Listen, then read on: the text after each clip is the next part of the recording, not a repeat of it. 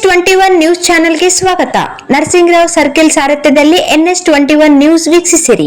ರಾಯಚೂರು ಗ್ರಾಮೀಣ ನಗರ ದೇವದುರ್ಗ ಲಿಂಗಸೂಗೂರು ವಿಧಾನಸಭಾ ಕ್ಷೇತ್ರ ವ್ಯಾಪ್ತಿಯಲ್ಲಿ ಬರ ವೀಕ್ಷಣೆ.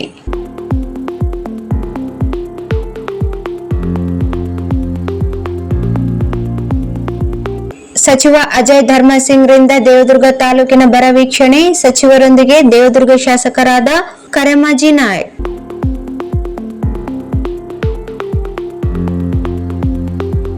ತುಂತುರು ಮಳೆ ಬಂದರೂ ಬರ ವೀಕ್ಷಿಸಿದ ಸಚಿವರು, ಶಾಸಕರು, ಅಧಿಕಾರಿಗಳು.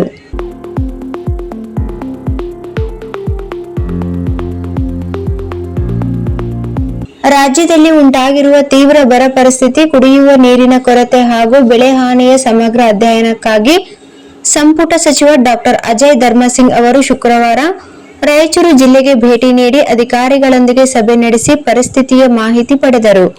ನಂತರ ಪತ್ರಕರ್ತರೊಂದಿಗೆ ಮಾತನಾಡಿದ ಅವರು, ವೀಕ್ಷಣೆ ಪೂರ್ಣಗೊಂಡ ಬಳಿಕ ಸರ್ಕಾರಕ್ಕೆ ವರದಿ ಸಲ್ಲಿಸಿ ರೈತರ ಹಿತದೃಷ್ಟಿಯಿಂದ ಸೂಕ್ತ ತೀರ್ಮಾನ ಕೈಗೊಳ್ಳಲಾಗುವುದು ಎಂದು ಸಚಿವರಿಂದ ಅಜಯ್ ಧರ್ಮಸಿಂಗ್ ಜಿಲ್ಲೆಯ ಬರ ವೀಕ್ಷಣೆ ಕುರಿತು ಅವರು ಪತ್ರಿಕಾಗೋಷ್ಠಿ ಉದ್ದೇಶಿಸಿ ಮಾತನಾಡಿದರು. ಅಮರಾಪುರ, ಗಬ್ಬೂರು ಹೋಬಳಿ, ಮಸರ್ಕಲ್, ದೇವದುರ್ಗ ಹೋಬಳಿ, ಚಿಂಚೋಡ್, ಜಾಲಹಳ್ಳಿ ಹೋಬಳಿಗಳ ರೈತರೊಂದಿಗೆ ಸಚಿವರಾದ ಅಜಯ್ ಧರ್ಮಸಿಂಗ್ ಮತ್ತು ಶಾಸಕರಾದ ಕರೆಮಾಜಿ ನಾಯಕ್ ಅವರು ಬರ ಪರಿಹಾರ ಕುರಿತು ನಮ್ಮ ಚಾನೆಲ್ನೊಂದಿಗೆ ಮಾತನಾಡಿದರು.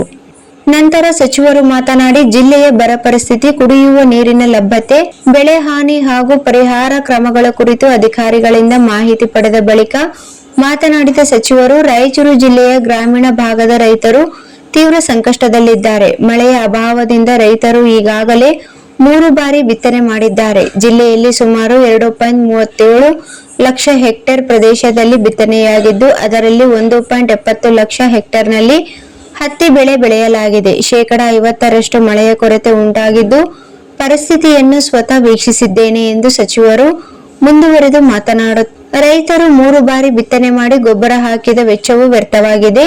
ಇಂತಹ ಸಂದರ್ಭದಲ್ಲಿ ರಾಜ್ಯ ಸರ್ಕಾರ ರೈತರ ಸಾಲ ಮನ್ನಾ ಮಾಡುವ ಸಾಧ್ಯತೆ ಇದೆಯೇ ಎಂಬ ಪತ್ರಕರ್ತರ ಪ್ರಶ್ನೆಗೆ ಉತ್ತರಿಸಿದ ಅವರು, ರೈತರ ಸಂಕಷ್ಟಕ್ಕೆ ಸ್ಪಂದಿಸುವ ಉದ್ದೇಶದಿಂದಲೇ ನಾನು ಬರ ವೀಕ್ಷಣೆಗೆ ಬಂದಿದ್ದೇನೆ. 2023ರಲ್ಲಿ ಮುಖ್ಯಮಂತ್ರಿ ಸಿದ್ದರಾಮಯ್ಯ ಅವರ ನೇತೃತ್ವದ ಸರ್ಕಾರ 211 ತಾಲೂಕುಗಳನ್ನು ಬರಪೀಡಿತ ಎಂದು ಸಚಿವರಿಂದ ಅಜಯ್ ಧರ್ಮಸಿಂಗ್ ಜಿಲ್ಲೆಯ ಬರ ವೀಕ್ಷಣೆ ಕುರಿತು ವಿವರ ನೀಡಿದರು. ರೈತರು 3 ಬಾರಿ ಬಿತ್ತನೆ ಮಾಡಿ ಗೊಬ್ಬರ ಹಾಕಿದ ವೆಚ್ಚವು ವ್ಯರ್ಥವಾಗಿದೆ. ಇಂತಹ ಸಂದರ್ಭದಲ್ಲಿ ರಾಜ್ಯ ಸರ್ಕಾರ ರೈತರ ಸಾಲ ಮನ್ನಾ ಮಾಡುವ ಸಾಧ್ಯತೆ ಇದೆಯೇ ಎಂಬ ಪತ್ರಕರ್ತರ ಪ್ರಶ್ನೆಗೆ ಉತ್ತರಿಸಿದ ಅವರು, ರೈತರ ಸಂಕಷ್ಟಕ್ಕೆ ಸ್ಪಂದಿಸುವ ಉದ್ದೇಶದಿಂದಲೇ ನಾನು ಬರ ವೀಕ್ಷಣೆಗೆ ಬಂದಿದ್ದೇನೆ. 2023ರಲ್ಲಿ ಮುಖ್ಯಮಂತ್ರಿ ಸಿದ್ದರಾಮಯ್ಯ ಅವರ ನೇತೃತ್ವದ ಸರ್ಕಾರ 211 ತಾಲೂಕುಗಳನ್ನು ಬರಪೀಡಿತ ಎಂದು ಸರ್ವೆ ನಂಬರ್ 72/2 ಅಮರಾಪುರ, ಗಬ್ಬೂರು ಹೋಬಳಿ ಜೂನ್ ಮಾಹೆಯಲ್ಲಿ ಬಂದ ಮಳೆಗೆ ಬಿತ್ತನೆ ಮಾಡಿ ನಂತರ ಮತ್ತೆ ಮಳೆ ಬರದಿರುವ ಕಾರಣ ಮೊದಲು ಬಿತ್ತನೆ ಮಾಡಿದ ಬೆಳೆ ವೈಫಲ್ಯಗೊಂಡಿದ್ದು, ರೈತರು 2 ರಿಂದ 3 ಬಾರಿ ಬಿತ್ತನೆ ಕೈಗೊಂಡಿರುತ್ತಾರೆ. ಇದರಿಂದ ವ್ಯವಸಾಯದ ವೆಚ್ಚ ಹೆಚ್ಚಾಗಿರುತ್ತದೆ ಎಂದು ರೈತರು ಸಚಿವರಿಗೆ ಹೇಳಿದರು. ಸಚಿವರಾದ ಅಜಯ್ ಧರ್ಮಸಿಂಗ್ ಮತ್ತು ಶಾಸಕರಾದ ಕರೆಮಾಜಿ ನಾಯಕ್ ಅವರು ಬರಹ ಪರಿಹಾರ ಕುರಿತು ಮಾತನಾಡಿದರು. ಸರ್ವೆ ನಂಬರ್ 363/1 ಮಸರ್ಕಲ್, ದೇವದುರ್ಗ ಹೋಬಳಿ ಪ್ರಸ್ತುತ ಹತ್ತಿ ಬೆಳೆಯು 60 ದಿನಗಳ ಬೆಳೆಯಿದ್ದು, ಬೆಳವಣಿಗೆಯು ಕುಂಠಿತಗೊಂಡಿರುತ್ತದೆ.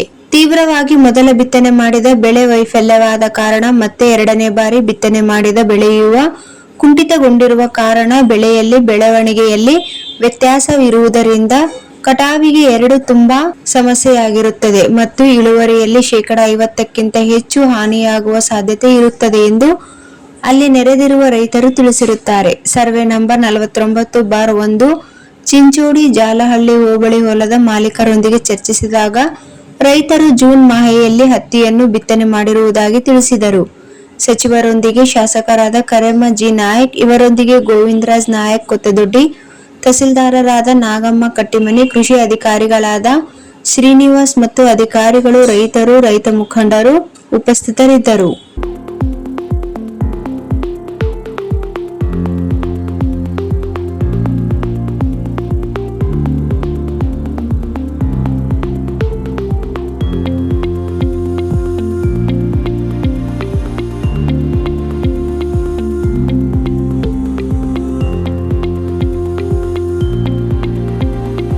ದೇವದುರ್ಗ ತಾಲೂಕಿನ ಅಭಿವೃದ್ಧಿಗೆ ಸಂಬಂಧಿಸಿದ ಇನ್ನಷ್ಟು ತಾಜಾ ಸುದ್ದಿಗಳಿಗಾಗಿ ನಮ್ಮ ಚಾನೆಲ್ ಅನ್ನು ಸಬ್ಸ್ಕ್ರೈಬ್ ಮಾಡಿ. ವಿಡಿಯೋ ಇಷ್ಟವಾದರೆ ಲೈಕ್ ಮಾಡಿ ಮತ್ತು ನಿಮ್ಮ ಸ್ನೇಹಿತರೊಂದಿಗೆ ಹಂಚಿಕೊಳ್ಳುವುದನ್ನು ಮರೆಯಬೇಡಿ. ಧನ್ಯವಾದಗಳು.